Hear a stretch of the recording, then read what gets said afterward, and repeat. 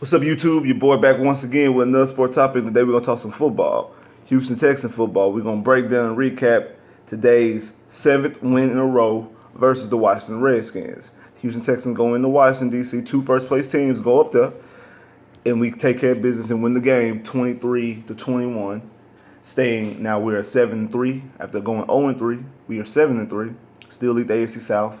Have a 2-game lead now that the Colts beat the Titans, and they're both 5-5, and then Jacksonville lost to Pittsburgh in a heartbreaker, a game that they really should have took care of business. They should have won. They dominated the game for the most part and still end up losing it. But as you can tell by the way I look and the way I sound, I'm not as happy as I normally am after a victory. The reason because I'm gonna let you know something. Yeah, I'm not that type of fan. Normally, to me, a win is a win. Win the football is hard. Win the NFL is hard. A win's a win. But this game here is a little bit different to me because of we should have won this game by at least 10 points. I'm just flat say it. We go up 10-0. They make a run, come back, score a touchdown. Reed gets the pick six. Make it 17-7.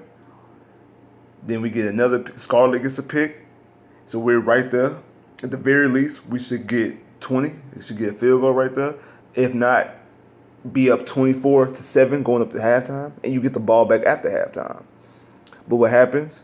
We lose yards on the first play of the game, on the first play of that drive. We don't get to do anything. Then February misses a field goal, so we up 17-7 at halftime.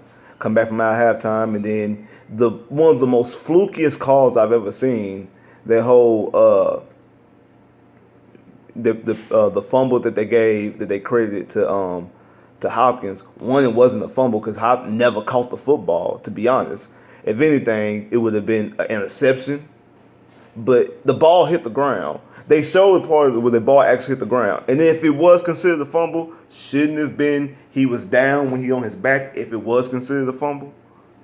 Like, when did he catch the football and make a move? That was more so on the referees fucking it up. But then it didn't cost you because you stopped him. And then Alex Smith gets hurt in the game, so they bring in Colt McCoy. And as soon as Colt McCoy gets in, I says, they're going to score a touchdown. Right after Washington throws the pick, I'm like, they're going to score a touchdown. Because if you notice, every time we play a team this year and a quarterback change happens, either injury or gets benched, the new quarterback, the first time he touches the football, touchdown. When we injured Josh Allen and they put in Nathan Peterman, touchdown. When they benched Blake Bortles and put in Cody Kessler, first possession, touchdown. We injured Alex Smith, first possession, Colt McCoy, touchdown. And then Adrian Peterson gets another touchdown. And not only did you go from being up 10-0, 17-7, but supposed to be potentially be up 24-7 with the chance to even get another touchdown or field goal at halftime, be up 31. This team, they should have been up. When the Redskins touched the ball in the second half the first time, the Texans should at the very least been up 31-7.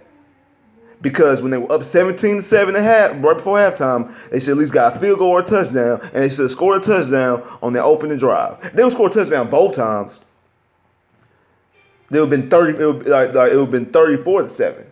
But I'll give you one of them might have been a field goal, so 31-7. It should have been at least 31-7 against the Redskins before the Redskins touched the ball in the second half, and this game would have been completely over because the Redskins could not come back. They did not have an offense with Alex Smith, without Alex Smith, with their injuries, the offensive line, all those things. They have no strength to come back from a deficit. Remember, when Adrian Peterson scores that second touchdown and they go up 21-20, that is the first time this season in a game of the Redskins a lead has been changed. That means they've never came back. Anytime, wherever the opening score is, that's what it is. Whoever scores first against the Redskins wins the game. And that stat holds true today, but we allowed them to not only get back in the game, to take the lead of the game. That's what frustrates me about this game. This game should have been at very least a 10-point victory, if not another slaughtering blowout. but it didn't work out like that. I know everything's not going to work out the way it's supposed to, but when you're able to move, also, the first two drives of the game, we walked up and down the field on the offense. We walked up and down the field in the offense. Both Alpha Blue and Lamar Miller had good games versus football. Alpha Blue had 50-some yards off of 8 carries. He had averaged like 5.8 yards to carry. Lamar Miller had 80-some yards, averaging 4.8 yards to carry. Like we ran the ball successfully with multiple running backs. We're going to see what happens next week when we bring in Deontay Foreman. Hopefully we can get a better result with rushing. So we'll be able to run the ball even more better when we get Deontay Foreman back in the fold next week, Monday night against the Titans. Our defense did its job. Justin Reed is absolute steal at the third round. Throughout the game, I was texting one of my classmates, and he said that he didn't know anything about Justin Reed coming into the draft. Until we drafted him, he was like, he didn't have any expectations out of Justin Reed. And I told him, I said, if you were watching any of my videos, I broke down Justin Reed's film pre-draft. Go back and look. I have a video breaking down safeties and DBs. And Justin Reed was one of them. I didn't think that we had a shot at taking Justin Reed. I was just breaking them down just to be breaking them down just because I was just breaking down potential players.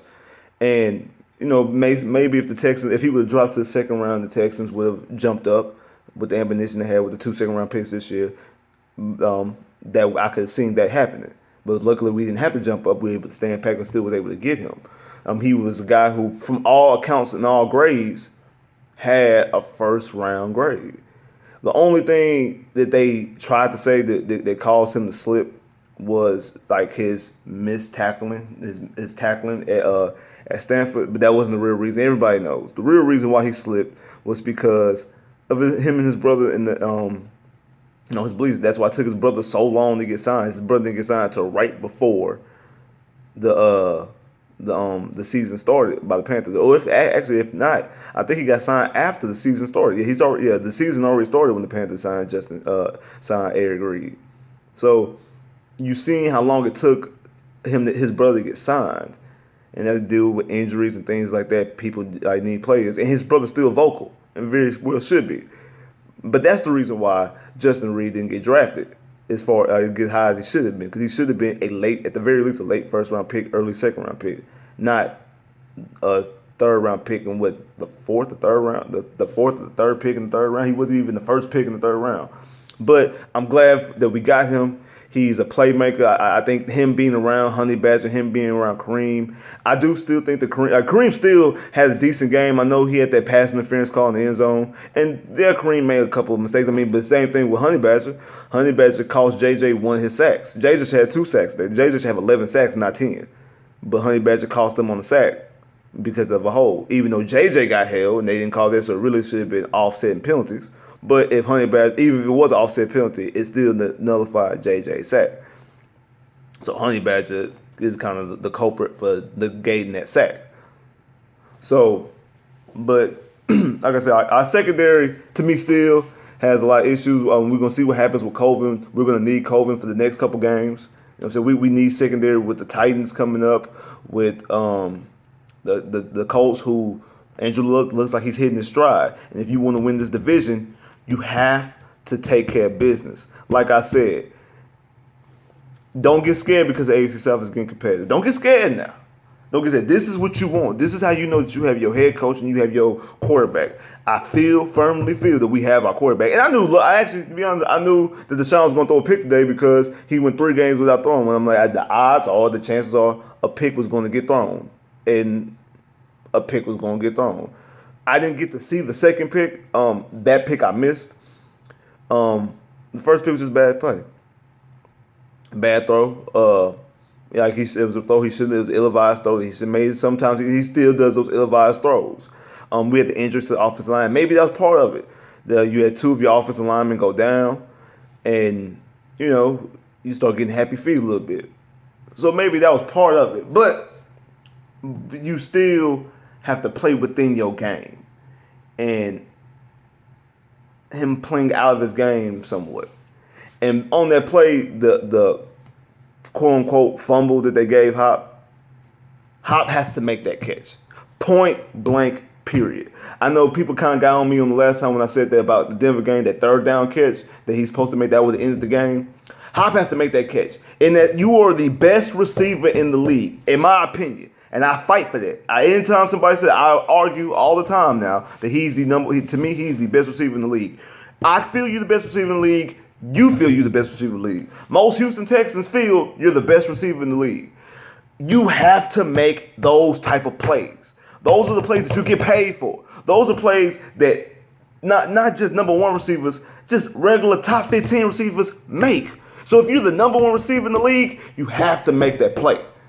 You have to make that catch. You have to. You can't fumble the catch around. That was a first down. You were driving. Like I said, the offense was moving. The first half of the game, and then also the first drive of the second half, the offense was walking up and down the field having a way with this Redskin defense. Because the Redskin defense, once they on their heels, they can't stop it. Once you get out in front of them, their offense can't score and their defense can't stop a score.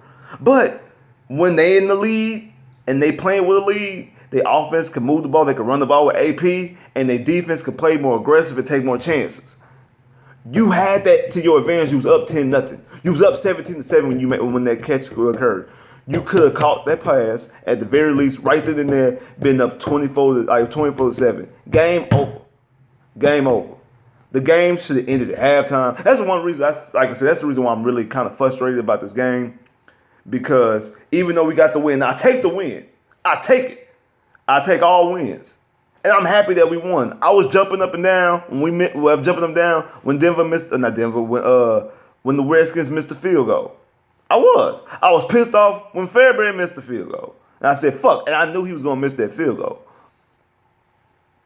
So I was jumping up and down when Fairbairn made a 55-yard field goal he kicked. 55-yard field goal. I was jumping up and down when he made that one. So I was happy about the game. But like I told myself in the middle of the game, if we don't win this game by at least 10, I'm going to take the win, be happy about the win. But I'm going to be upset because this team lost their quarterback for the second half. Your offense was walking up and down the field, and you've been spotted up a 10-point lead twice. With the ball, getting the ball at halftime, getting the ball on your side of the field right before halftime to take another score, and then getting the ball again after halftime. Fairbairn missed two crucial field goals. You missed the field goal before halftime because at least you should have went up 20-7 at halftime. And then you missed a field goal that would have iced the game and put them in the position that they had to score a touchdown. But no, you missed the field goal and gave them some type of life and damn near almost got it. Now, back on the defense side of the football, those edge rushers. That's the reason why you draft Clowney, even though you have a 3-time defensive player on your team. That's why you draft a player like Clowney, because that pass rush was relentless. It was. Back-to-back it might not it was on the same drive, but back-to-back plays or play in between each other. You get the sack from Clowney, then you get the sack from JJ, then you get the sack from Clowney to end the drive. Then you have the safety blitz. Like I say, you have the safety blitz with Matthew. You have the safety blitz with Kareem. Mercer's got involved. I think they all had sacks today. Clowney had a sack, Mercer's had a sack, JJ had a sack, Honey Badger, and on Kareem Jackson, who I feel is going to be a Pro Bowler, or at the very least he should be a Pro Bowler by season's end. You seeing this pass rush be relentless, and going forward, that's what you're going to need, especially with your secondary being the way it is, and not able. And when I say secondary, I'm talking about the corners. I'm talking about the corners. I'm not talking about, because I think you're safe. I think you legit with Honey Badger, the combination of Honey Badger, Reed, and Kareem. It's the corners covering one-on-one matchups is what I have problems with. I know that I didn't get a chance to watch the game or watch any of the game against the Colts and the Titans because I was watching the Texan game. I see that the Colts won 38-3. But I do know for the past 2 games, Corey Davis and Mariota have had a nice connection. I don't know what happened against the Colts. And I don't think the Colts have a good defense, so I'm very intrigued to find out what happened with this game here. But and also Corey Davis is a big body receiver. So we're going to see what happens Monday night. Because I think with that pass rush, we'll be able to confuse Mariota some. But who is going to be covering somebody one-on-one? Is the problem. And also, Mariota is he's a fast quarterback. He's a scrambling quarterback who is very, very fast. Might be the fastest quarterback in the NFL right now. Lamar Jackson. I forgot all about Lamar Jackson. Lamar Jackson is more than likely the fast quarterback, and he got a win today.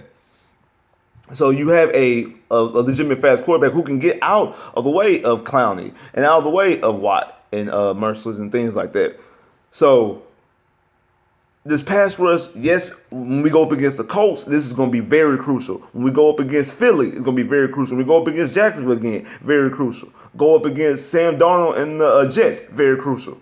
But when you got speed quarterbacks who can run to the outside, like your Baker Mayfield against Cleveland and your Mariota against the Titans, you're gonna need more help on that back end. Now I think that Cleveland's a different scenario. I'm not worried about the Cleveland so much. I am worried about the way these receivers are. Tajay Sharp gave you problems when you played them in Nashville. So we're gonna see. Also that game we didn't have Clowney. But I do like the way the pass rush looked. The front was saving us, saving the back end a lot today. They were being very aggressive, being very attacking. I want to see us get Demaryius Thomas more in the offense more. I was assuming and thinking because it was coming off a bye week that he would have enough time to learn the playbook and they would have plays designed especially for him. I think he only got targeted maybe 3 times that I know of, that I remember seeing. One was in the end zone. One was a play we kind of pushed off and he didn't get called. So I want to see more of that. Kiki was very much used. They used Kiki a lot. Like Kiki was the go-to guy. Kiki had 5 catches for 77 yards. He was making plays, making yards after the catch. I'm very high on Kiki. I think Kiki is your slot receiver. Like I said in my last video, I think you have your weapons. You have your Deshaun's, you have your number 1 receiver, you have your number 2, even though he's hurt, but you have a replacement for him, and you have a legitimate slot receiver in Kiki. I think this offense is fine. I'm liking the tight ends and Jordan Thomas. Jordan Akins played a little bit better today. Ryan Griffin, because it was 1 sack that was completely 100% Ryan Griffin's fault.